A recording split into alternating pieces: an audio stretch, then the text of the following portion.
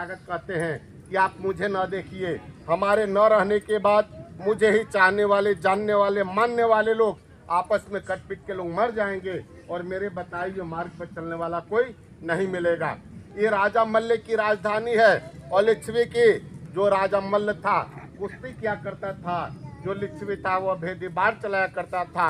इन दोनों से बलवान पूरे एशिया, पूरे भारत, पूरे विश्व में कोई था ही नहीं। उस समय भगवान बुद्ध तथागत कहे ये लोग जैसे चाहेंगे उसी हिसाब से लोग चलेंगे। तो पहले के साधु संत लोग जिस राज्य में जाते थे अपने शरीर को त्यागने के लिए, दाह संस्कार करने के लिए जमीन मांगते थे, उस समय राजा मल्ल को बुलवाए और कहे कि हे राजा मल्ल, हम तुम्हारे राज्य में महापरिनिर्वाण लेना चाहते हैं। उस समय राजा मल्ल कहे कि हे भगवान बुद्ध तथागत, मेरा 14 कोस का राज्य है, यानी कि 42 किलोमीटर का ये राज्य आपका है। आप जहाँ भी चाहें वहाँ महापरिनिर्वाण ले सकते हैं। तो जहाँ लेटी हुई प्रतिमा है जिसे हम लोग महापरिनिर्वाण टेम्पल के नाम से जानते हैं, उसी जगह पे 2 साल वृक्ष का पेड़ था।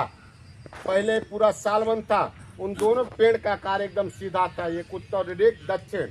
उसी पेड़ के बीच में सो करके भगवान बुद्ध तथागत तीसरे पार में महापरिनिर्वाण लिए। महापरिनिर्वाण लेने के बाद इनकी बॉडी को चंदन की लकड़ी का बक्सा बना करके तेल और घी में डुबा कर रखा गया।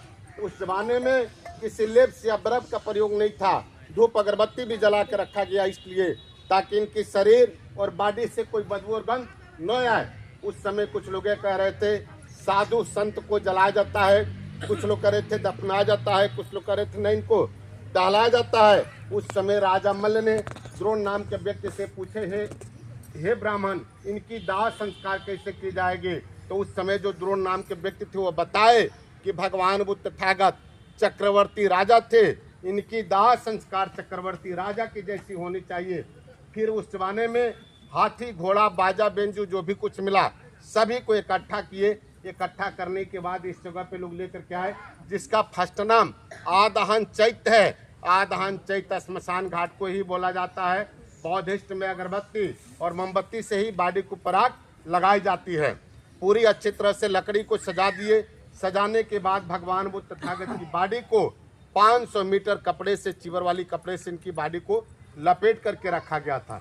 जब ये लोग आग लगाना चालू किए तो उस समय भगवान बुद्ध तथागत की कपड़े से 1.5 फीट हाथ और पैर दोनों बाहर निकल गया, जिसके कारण लकड़ी गिरना चालू हो गया। उस समय जीव जन पशु पक्षी सभी लोग चकित और परेशान हो गए। लगे लोग क्वेश्चन करने की हे राजा मल्ल इस तरह क्यों हो रहा है? तो उस समय राजा मल्ल ने द्रोण नाम के ब्राह्मण से पूछे हे ब्राह्मण इस तरह क्यों हो रहा है? तो उस समय जो अनिरुद्ध बनते थे